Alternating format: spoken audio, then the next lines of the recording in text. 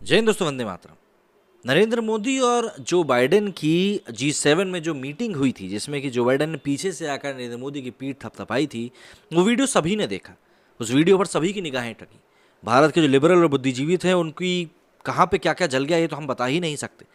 लेकिन इसके बावजूद लोगों के मन में एक बड़ा सवाल ये आया कि रूस और यूक्रेन के बीच में जो जंग जारी है, उसमें भारत ने साफ तौर पर किसी का पक्ष लेने से इनकार कर दिया है। लेकिन पक्ष ना लेने के बावजूद मॉस्को से तेल सस्ते दामों में खरीदना जारी रखा है।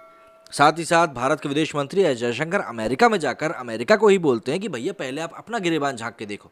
आप यूरोप कंट्रीज का गिरेबान झांक के देखो कि वो लोग भी तो लगातार एनर्जी खरीद रहे हैं रशिया से सस्ते दामों पर। तो फिर आखिर भारत के ऊपर ही क्यों आप इतना भौएं चढ़ा रहे हो। पाकिस्तान के पूर्व प्रधानमंत्री इमरान खान साफ तौर पर कह चुके हैं कि जिस तरह का दबाव हमारे ऊपर बनाया जा रहा है, वैसे दबाव भारत के ऊपर नहीं बनाया जाता, क्योंकि भारत की विदेश नीति काफ़ी ज़्यादा मजबूत है। ऐसे में कई सारे लोगों के मन में ये सवाल आ रहा है कि आखिर इतना बड़ा सुपर कंट्री, मतलब सुपर पावर देश अमेरिका, भारत के सामने क्यों बेबस होता जा रहा है। ये एक लोगों की समझ से परे है। आज की वीडियो में हम लोग इसी बारे में बात करने वाले हैं कि आखिर भारत के पास ऐसा कौन सा जादुई चिराग आ गया है कि अमेरिका भी भारत के सामने नतमस्तक होता हुआ दिखाई दे रहा है। 24 फरवरी को यूक्रेन पर रूसी हमले के बाद पश्चिमी देशों ने उसकी घेराबंदी के लिए ताबड़तोड़ प्रतिबंधों का ऐलान कर दिया। भारत को भी चेतावनी दी गई कि अगर नई दिल्ली मॉस्को से ऑयल खरीदता है तो नतीजे भुगतने पड़ सकते हैं। जंग शुरू हुए 4 महीने से ज़्यादा हो गए हैं, थमने की उम्मीद भी नज़र नहीं आ रही है। ऐसे में अमेरिका और उसके सहयोगियों के सुर बदले बदले नजर आ रहे हैं। इस हफ्ते न सिर्फ G7 समिट में प्रधानमंत्री नरेंद्र मोदी को इनवाइट किया गया, बल्कि ये भी कहा गया कि भारत को कोई भी पक्ष चुनने की ज़रूरत नहीं है। पश्चिमी देशों के बदले रुख से पता चलता है कि भारत ने अपनी जियोपॉलिटिकल कंडीशन को किस तरह से भुना लिया है। भारत हमेशा खुद को गरीब देशों की आवाज़ के रूप में पेश करता रहा है, और भारत का यहाँ पर तर्क ये है कि पश्चिमी देशों के प्रतिबंधों ने विकासशील देशों को सबसे ज़्यादा नुकसान पहुँचाया है। साथ ही बढ़ती महंगाई को काबू करने के लिए रूस से क्रूड ऑयल खरीदने का बचाव भी किया है। जर्मनी में G7 देशों को संबोधित करते हुए मोदी ने कहा कि आप सब भी इस बात से सहमत होंगे कि ऊर्जा का उपयोग केवल अमीरों का ही विशेषाधिकार नहीं होना चाहिए। एक गरीब परिवार पर भी ऊर्जा का समान अधिकार होता है। आज जबकि हम जियोपॉलिटिकल तनावों की वजह से तेल की कीमतों आसमान छू रही हैं, तो इस बात को ध्यान में रखने की ज़रूरत हो चुकी है कि भाई गरीब देशों का आखिर क्या होगा। अब अमेरिका रूस के खिलाफ वैश्विक दबाव बढ़ाना चाहता है। वो भारत जैसे सहयोगियों को अलग करने का जोखिम भी नहीं उठा सकता। उसे चीन जैसे मुद्दों पर काउंटरवेट के रूप में भारत जैसे सहयोगी चाहिए। G7 सम्मेलन से पहले अमेरिका नेशनल सिक्योरिटी काउंसिल के कोऑर्डिनेटर जॉन किर्बी ने भारत को इंडो पैसिफिक में एक प्रमुख स्ट्रेटेजिक पार्टनर बताया था। उन्होंने कहा था कि अमेरिका भारत को रूस से दूर नहीं करना चाहता। चीन दुनिया भर में अपनी पकड़ को मजबूत करने के लिए one belt and one road initiative का जाल फैलाता जा रहा है। अमेरिका ने इसके जवाब में 60 अरब रुपए के इंटरनेशनल इंफ्रास्ट्रक्चर प्रोग्राम की बात कही है।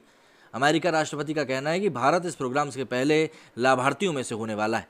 कंसल्टेंसी कंट्रोल रिस्क के डायरेक्टर प्रत्युष राव का कहना है कि अमेरिका इंडो पैसिफिक में जिस तरह का आर्किटेक्चर बनाना चाहता है, वो भारत के बिना मुमकिन हो ही नहीं सकता। और यही कारण है कि मार्च में बाइडेन की रूस से ऑयल ना खरीदने की अपील के बाद भी भारत ने अपने आयात को दुगना कर दिया। साथ ही बड़े पैमाने पर हथियार की खरीद भी करी। भारत ने ग्लोबल मार्केट की कीमतों से 30% कम कीमत पर रूस से करीब 7.5 करोड़ बैरल क्रूड ऑयल खरीदा है। भारत अपनी गरीब आबादी को महंगाई से राहत की बात कर इस डील का बचाव कर रहा है। भारत के पेट्रोलियम मंत्री हरदीप सिंह पुरी का कहना है कि हम अभी तक एक महामारी से उबर नहीं पाए, इसके बाद भी लाखों लोगों को मुफ्त सुविधाएं दे रहे हैं और वैक्सीनेशन पर भी सब्सिडी दे रहे हैं। हमें अपने हितों का ध्यान खुद ही रखना होगा। भारत की तरह ही साउथ एशिया के कुछ अन्य देश भी तटस्थ बने रहने कर रूस से सस्ता तेल खरीदना चाहते थे।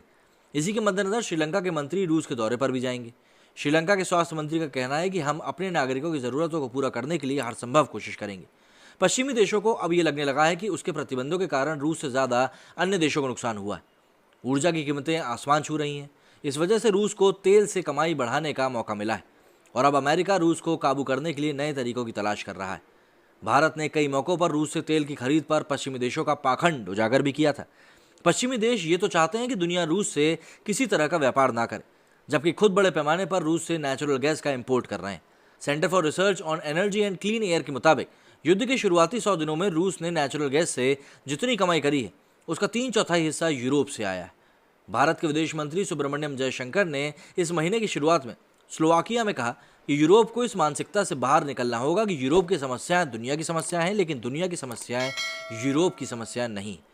ये जो इनका कथन था, ये साफ तौर पर बताता है कि इंडिया का स्टैंड इस समय कितना ज़्यादा क्लियर हो चुका है जियोपॉलिटिकल जितने भी इश्यूज़ हैं उनको लेकर। देखिए, यहाँ पर आपको समझने वाली बात यह है कि जो भी विपक्ष हैं, जो भी ऐसे नेता हैं जो कि सत्ता के बाहर हैं, वो आपको हमेशा भारत विरोधी बातें बताएंगे कि भारत ये नहीं कर रहा है, भारत वो नहीं कर रहा है, भारत ऐसा है, भारत वैसा है। लेकिन यदि आप जियोपॉलिटिकल न्यूज़ों को देखेंगे ना, तो आपको समझ में आएगा कि भारत अपने देशवासियों को किस तरह से दुनिया के मंच पे जाकर स्टेज ले रहा है अपना, और अपना स्टैंड दिखा रहा है। मेरे स्टूडियो फिलहाल इतना ही। जय हिंद, जय भारत।